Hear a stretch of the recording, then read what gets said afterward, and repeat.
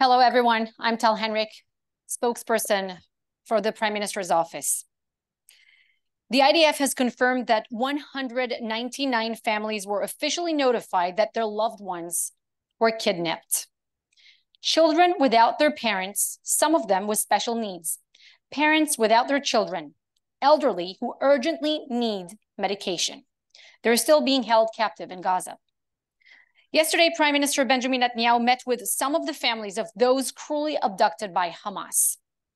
For hours, he listened to their testimonies of the final moments that they spoke to their loved ones. The Prime Minister assured the families that Israel is fully committed to bringing home our sons and daughters. This is one of the goals of our war against Hamas.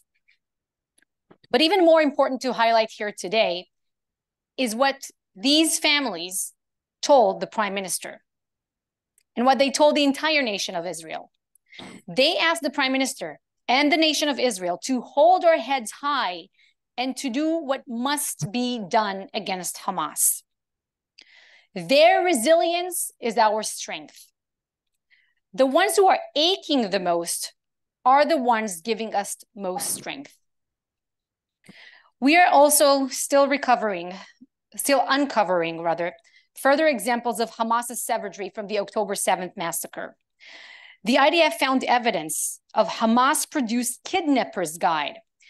Now, the guide explains in gruesome detail how Hamas terrorists should capture and torture kidnapped civilians.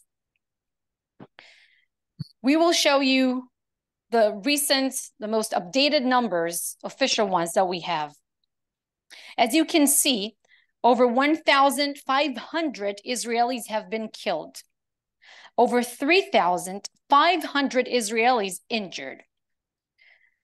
And I want to make something very clear. Israel is at war with Hamas, not with the Palestinian people. For the past almost 96 hours, we have urged Palestinians in Gaza to move to the safer zones in the southern Gaza Strip, where they will receive humanitarian aid. We see extensive evidence that Hamas is preventing them from moving and keeping them in harm's way. Innocent civilians should not be used as pawns in this war. It is worth reminding the world that the innocent civilians in places like Be'eri, Kfar Aza, and many more did not get any advance notice before they were brutally murdered by Hamas terrorists. I was asked yesterday specifically about the state of hospitals in the northern Gaza. You see, there are 20 hospitals in that area. The IDF says that 6 hospitals in the northern Gaza Strip had decided to independently evacuate. However, 14 did not. And I urge you to ask your sources in Gaza, why?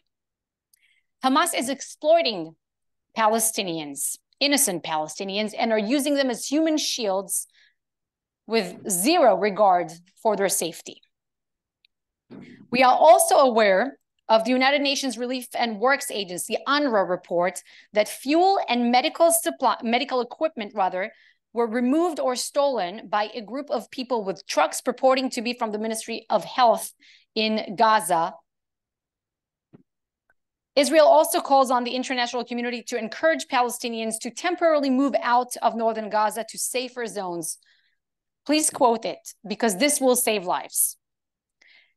Similar to our calls for Gazans to evacuate potential conflict areas, note that Israel has evacuated 28 communities in the north of Israel, and overall, more than 80,000 people, Israeli civilians, were evacuated to protect their lives. This is in addition to the communities in the south, including survivors of the October 7th massacre. The IDF continues to target those responsible for that massacre. Over the last few hours, the Israel Defense Forces carried out dozens of airstrikes in the Gaza Strip. The targets included Hamas headquarters, mortar launching positions, and a number of terrorists at a military compound. The IDF also struck the command center of Ali Qadi, that's Qadhi, Ali Qadi, a commander in the Hamas commando forces who was killed in an Israeli strike 2 days ago. As the IDF chief of staff told our frontline troops, quote, attack them everywhere, every commander, every operative, destroy infrastructure, in one word, win. Finally, Israel appreciates the unconditional and unwavering support of allies.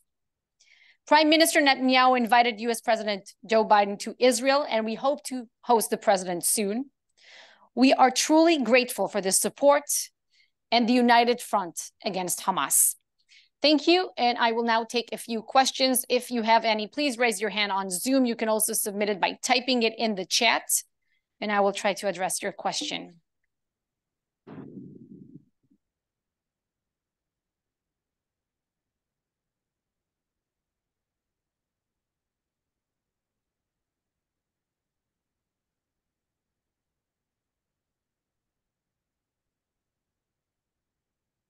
No questions? No questions? Somebody wants to raise their hand and ask anything or type it in?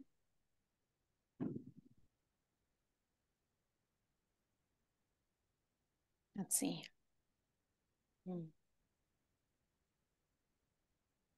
All